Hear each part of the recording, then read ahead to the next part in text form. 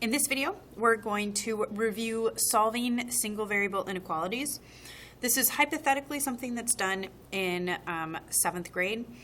However, usually I need to review it in 8th grade, so I can't possibly imagine that that would be different this year.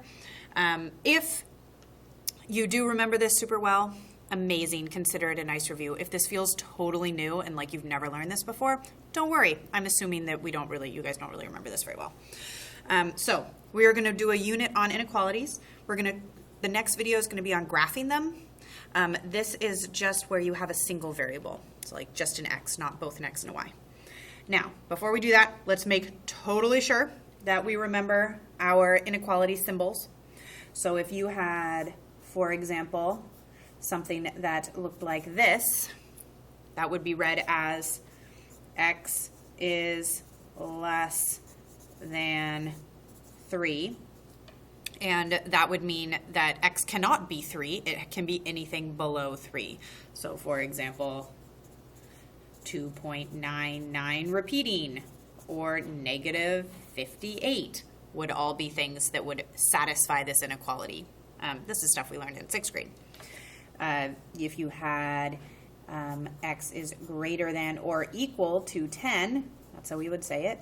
X is greater or equal to 10, and that would be like 300 or 10, because equal to works. It doesn't have to be both greater than or equal to. It can be either greater than or equal to. So like 10 would work there. You can also write them backwards. So if you have negative 8 is less than y, you can read it negative 8 is less than y, or you can say y is greater than negative 8, because it points to the smaller number. Points to the smaller thing, smaller number.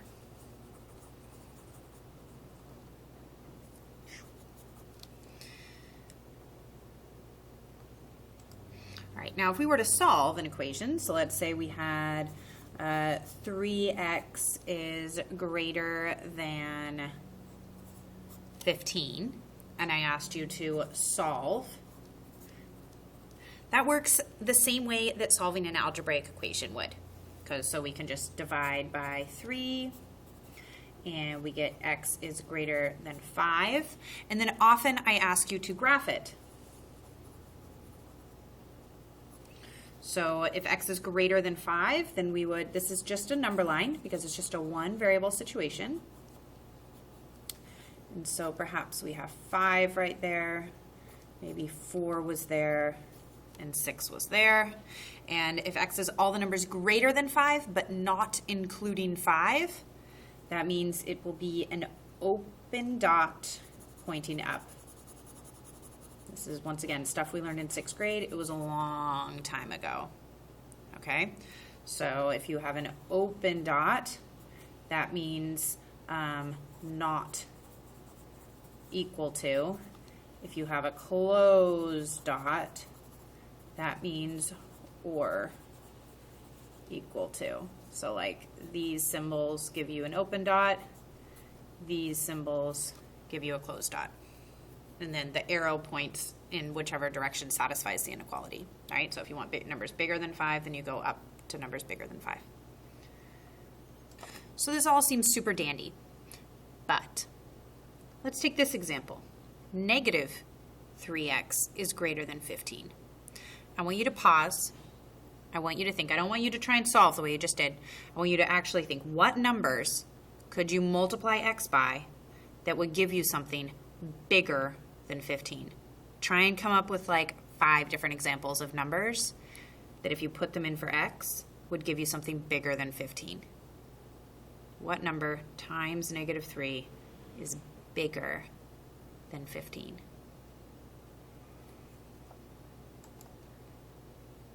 So let's see. If I try negative 5, let's try it. Negative 3 times negative 5 is greater than 15. That's 15 is greater than 15. Is that true? No. 15 is equal to 15, and this does not have an equal sign underneath it. So -5 doesn't work. Let's try another one. Let's do, what about -6? -3 times -6 is greater than 15. That would be 18 is greater than 15. So -6 worked. What about -4? -3 times -4 is greater than 15. So 12 is greater than 15? No, that did not work. So -6 works. What else works? If we try it, we see -7 works, -8 works, -9. So all these numbers, but they're like going down. That's not what we saw when we did this the other way. So if I try solving this using the strategy from over here, -3x is greater than 15. If I divide both sides by -3, I get that x should be bigger than -5. But that's not true because I'm finding that these are all numbers less than -5. So the key here, and hypothetically in 7th grade you did some like conceptual work to understand why this is true. This is like the world's briefest explanation, is that when you divide by a negative, the inequality sign has to be pointing the other direction. So if you divide or multiply by a negative, because the same effect happens if you multiply, you switch the direction of the sign. Whether it has an equals to or not doesn't change. It's just the direction. Switch the direction of the inequality. I'm going to say that again. If you multiply or divide by a negative, you must switch the direction of the inequality. Okay? Just like from here, that greater than became a less than when I divided by the -3. And so then if I were to graph that, I need x is less than -5, so it would be -5, -4, -6 is my number line. It's still going to be an open dot at the -5, but it's less than -5. So it's going to go down further into negatives, which makes sense with what we thought about, that numbers like -7, -8, -9 would all work. All right, so let's try an example. I want you to solve this and graph on a number line. Solve and graph on a number line. Try it now. So you've got some decisions about what to do first. You can either distribute that negative. Actually, that's about the only thing you can do first. Let's distribute the negative. So 3x minus 2 is greater than or equal to 0. Now, I did not switch the inequality, right? I was like, I distributed this, but I didn't like do something to both sides. So you only have to flip it if you're like changing the negative from being on one side to the other, right? If you're doing something entirely on one side of the equation, you don't have to worry about it. All right, then I want to simplify. So 3x minus x gives me 2x. Minus 2 is greater than or equal to 0.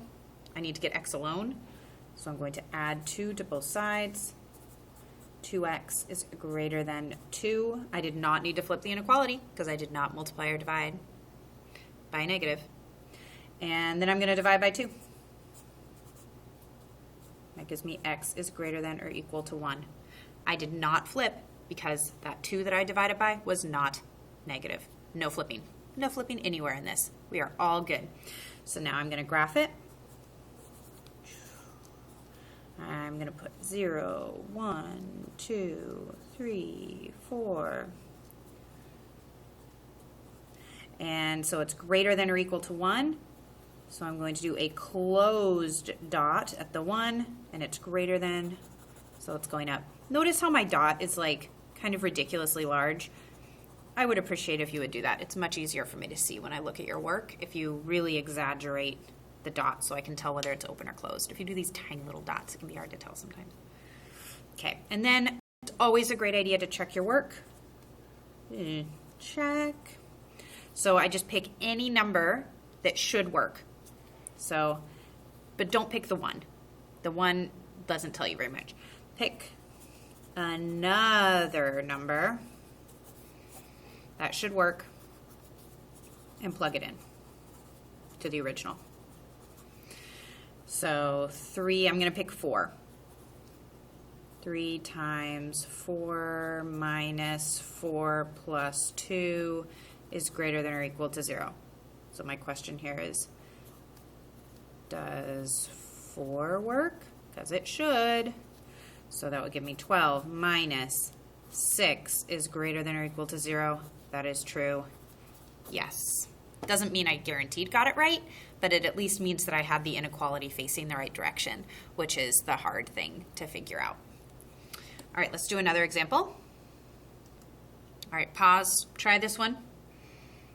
I'll go through it a little bit quicker in a minute. All right, so I need to get the x's on one side, the numbers on the other, so I'm going to start by subtracting 10 from both sides. So negative 2x is less than negative 14.